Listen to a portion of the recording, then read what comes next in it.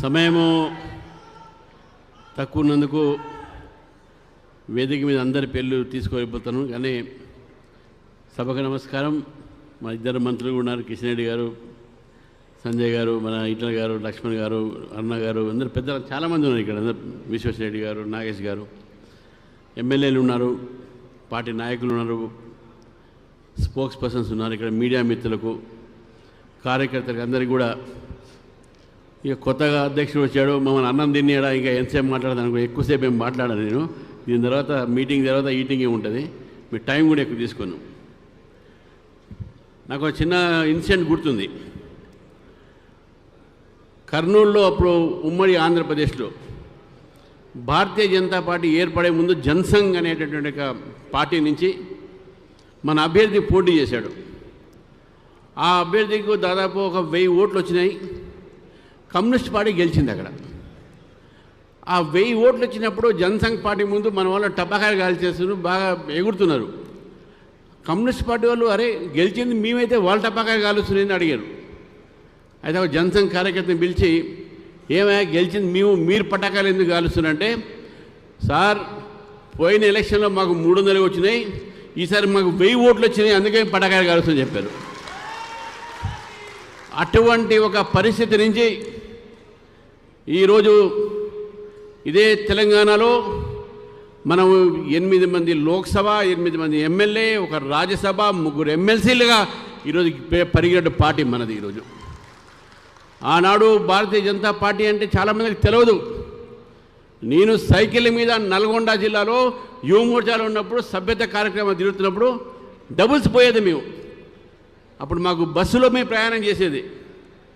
మేము బస్సులలో ప్రయాణం చేసి కరీంనగర్ లాంటి, ఇప్పుడు విద్యాసాగర్ రావు గారు చీఫ్ గెస్ట్ ఉండే మెట్పల్లి జూనియర్ కాలేజ్లో, నేను మెట్పల్లి బస్సులో పోయి హైదరాబాద్ నుంచి కరీంనగర్ దిగి కరీంనగర్ మెట్పల్లి వారు ఎమ్మెల్యేగా ఉన్నప్పుడు షికారి విశ్వనాథం గారు మీరు మన కాలేజీ మాట్లాడినప్పుడు అటువంటి పరిస్థితిలో మనం విద్యార్థి పరిషత్లో పనిచేసాం. మనం విద్యార్థి పరిషత్లో మేము పనిచేస్తున్న సమయంలో అనేక సంఘటనలు జరిగినాయి, ఇంతకుముందు వాళ్ళు చెప్పారు. కానీ మిత్రులారా, ఈరోజు భారతీయ జనతా పార్టీ ఈ స్థాయికి వచ్చిందంటే దీని వెనక ఎంతమంది కార్యకర్తల త్యాగాలు ఉన్నాయనే విషయాన్ని మనం గుర్తుపెట్టుకోవాలి. ఎంతమంది నాయకుల కష్టం ఉందని గుర్తుపెట్టుకోవాలి. కిషన్ రెడ్డి గారు కొన్ని పేర్లు చెప్పారు. డిఎస్పీ రెడ్డి గారు, చలపతిరావు గారు, వి రామారావు గారు, బండా దత్తాత్రేయ గారు, విద్యాసాగర్ రావు గారు, డాక్టర్ లక్ష్మణ్ గారు, అదేవిధంగా కిషన్ రెడ్డి గారు, వారి పేరు చెప్పలే, వారు కూడా ప్రెసిడెంట్గా ఉండే మనకు ఇంతమంది ప్రెసిడెంట్ ఈ యొక్క రాష్ట్రానికి చేసినటువంటి, అప్పుడు ఉమ్మడి రాష్ట్రం కానీ తెలంగాణ కానీ చేసిన తర్వాత వాళ్ళ ఒక కృషి, వాళ్ళ రక్తము, వాళ్ళ చెమట ఈరోజు ఈ పార్టీ యొక్క ఈ పెరుగుదలలో ఉందని చెప్పేసి విషయాన్ని మనం గుర్తించాలి మిత్రులారా. భారతదేశంలో 11 సంవత్సరాల నుంచి మనం పరిపాలిస్తున్నటువంటి ఒక పార్టీ.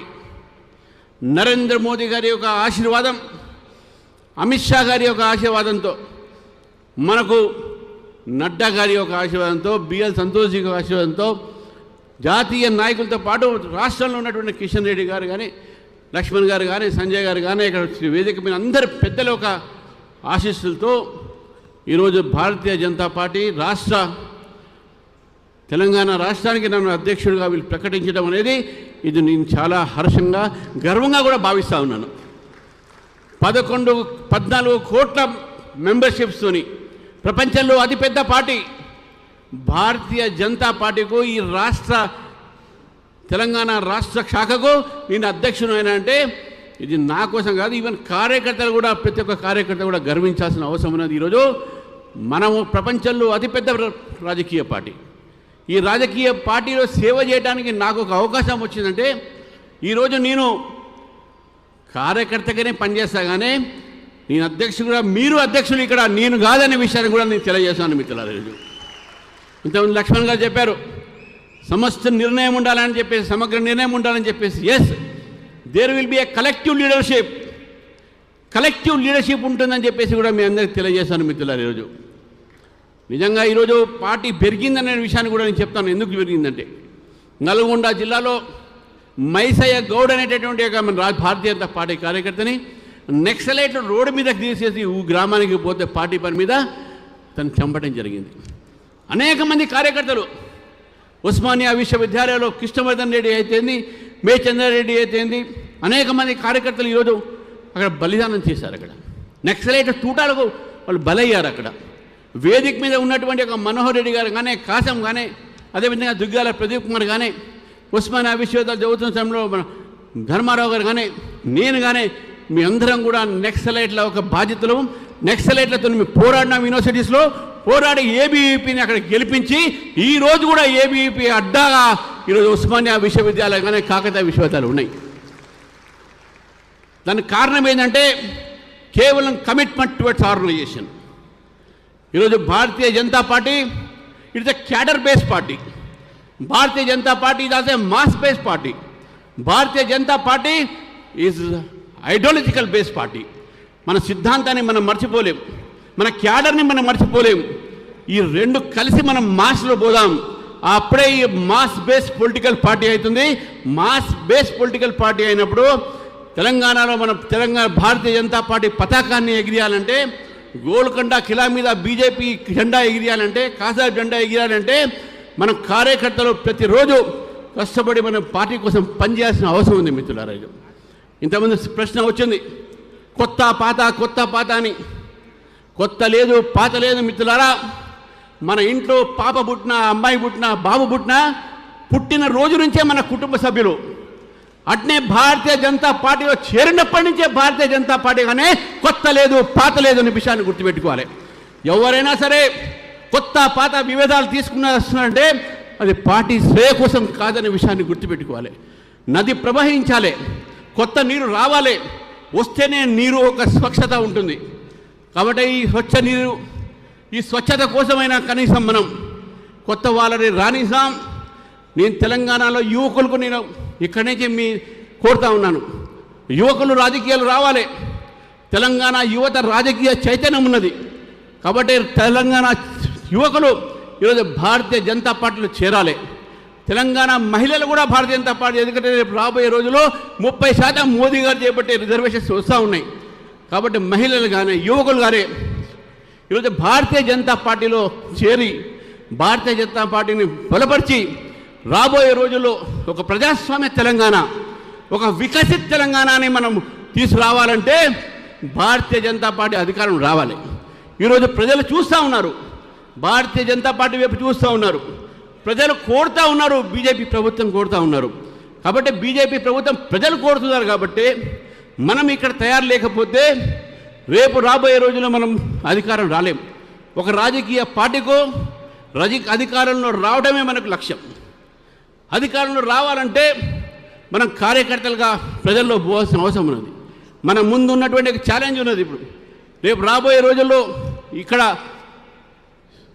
లోకల్ బాడీస్ ఎలక్షన్స్ జరుగుతాయి, స్థానిక ఎన్నికలు జరుగుతాయి.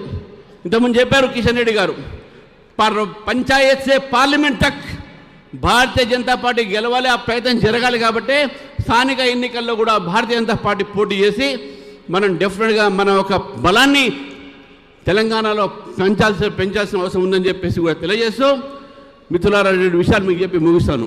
ఎందుకంటే ఇవాళ కేవలం మనం సంస్థాగతంగా మీ అధ్యక్షులు కాబట్టి ఎక్కువ రాజకీయాలు బోధించుకోలేదు. ఈరోజు చాలా సోషల్ మీడియాలో చూస్తూ ఉన్నాం, యూట్యూబ్లో చూస్తూ ఉన్నాం. ఒక మన దగ్గర ఉన్నటువంటి బీఆర్ఎస్ సోషల్ మీడియా, ఒక వాట్సాప్, ఒక యూనివర్సిటీ పెట్టుకుంది, fake news creation. Congress party అది కూడా ఒక పెద్ద యూనివర్సిటీ, పెట్టుకుంది ఫేక్ న్యూస్ కోసం. ఈరోజు ట్రోలింగ్ చేస్తాను సంజయ్ గారు చెప్పారు. ఈరోజు ట్రోలింగ్ చేస్తున్నారు. ఎవరిని ట్రోలింగ్ చేయనియండి. నా మీద ఎవరిని చెప్పారనుకుంటే, కానీ వాళ్ళకి చెప్పదలుచుకున్నాను. రామచంద్రరావు అనే వ్యక్తి నేను క్యాంపస్లో చదువుతున్న రోజుల్లో మీరు అనుకున్నట్టు సౌమ్యుడిని కాదు, 14 సార్లు జైలుకు పోయేసినటువంటి వ్యక్తి నేను. విద్యార్థుల కోసం పోరాడి పోలీసులు దెబ్బలు తిన్న వ్యక్తిని నేను. నక్సలైట్ని అరెస్ట్ చేయమని చెప్పి జితేందర్ రెడ్డి మర్డర్ తర్వాత అసెంబ్లీ ముందు నేను ధర్నా చేస్తుండగా ధర్మారావు తెలుసు, పోలీసులు నన్ను లాఠీ చార్జ్ చేస్తే నా చేయి ఇరిగినటువంటి విషయాన్ని గురించి మీకు తెలియజేస్తాను మిత్రులారా. సిద్ధాంతం కోసము, కార్యకర్త కోసము మనం త్యాగాలేయడానికి సిద్ధంగా ఉన్నాం. అగ్రెసివ్ అంటే ఏదో గుండీలిప్పి కాదు, అగ్రెసివ్ అంటే సిద్ధాంతం మీద నమ్మకమైన విషయాన్ని గుర్తుపెట్టుకోవాలి మిత్రులారా. ఇది అగ్రెసివ్నెస్. రామచంద్రరావు స్వాముడు కావచ్చు, మెత్తడుడు కావచ్చు, ఎస్. కానీ యుద్ధానికి దిగితే ఇప్పుడే నీకు కత్తి తీసాను బయట, కత్తి పొడవను. కానీ ఈరోజు ప్రజాస్వామ్యంలో నడవదు. కానీ ప్రజాస్వామ్య పద్ధతిలో ఈ ప్రభుత్వం వ్యతిరేకంగా పోరాటం చేస్తాం. నేను పోరాటం చేసి విద్యార్థి పరిషత్ నుంచి, విద్యార్థి దశ నుంచి ఇక్కడ దాకా వచ్చాను. నేను అడ్వకేట్ల కోసం నేను పోరాడాను, న్యాయవాదుల కోసం పోరాడాను, టీచర్ అడ్వకేట్ మన విద్యార్థుల కోసం పోరాడాను. ఈరోజు తెలంగాణ ప్రజల కోసం పోరాడతాను. మీరందరూ కలిసి, నేను సైతం మీరందరూ కూడా నాతో కలిసి ఇక్కడ ఉన్నటువంటి స్టేజ్ మీద ప్రతి ఒక్క నాయకుడి యొక్క సంబంధించినటువంటి ఒక ఏదైతే మనకు ఈ ఉన్నారో నాయకత్వము కలిసి ఒక కలెక్టివ్ లీడర్షిప్తోని ఇప్పుడు కూడా చెప్తున్నాను, నా నిర్ణయం ఒక నిర్ణయం కాదు, అందరి నిర్ణయం తర్వాతనే అది నేను ఎగ్జిక్యూటివ్ మాత్రం చేస్తాను. చెప్పారు ఇంతకుముందు లక్ష్మణ్ గారు. Ramachandra will only preside, collective decision will taken. Yes, it will happen like that.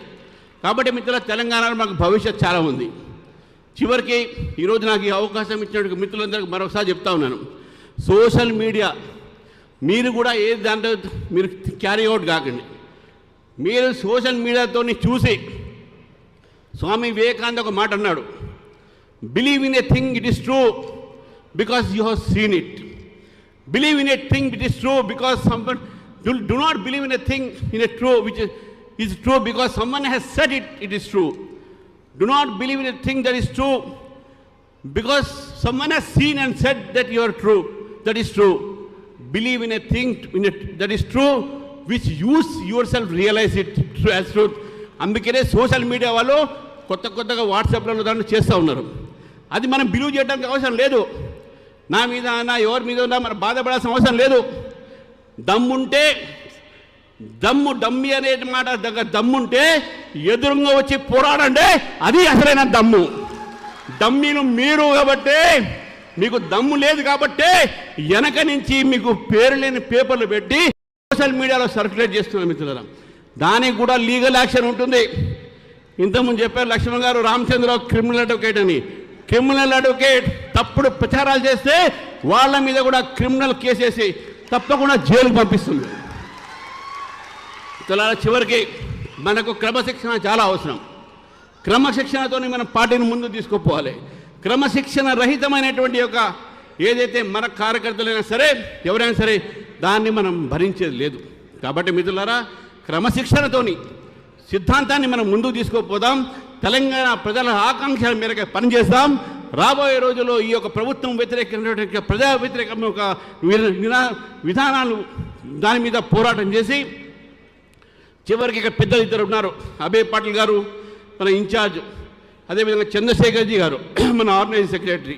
మరి వారు మనకు గైడెన్స్ ఇస్తారు, మార్గదర్శనం చేస్తారు.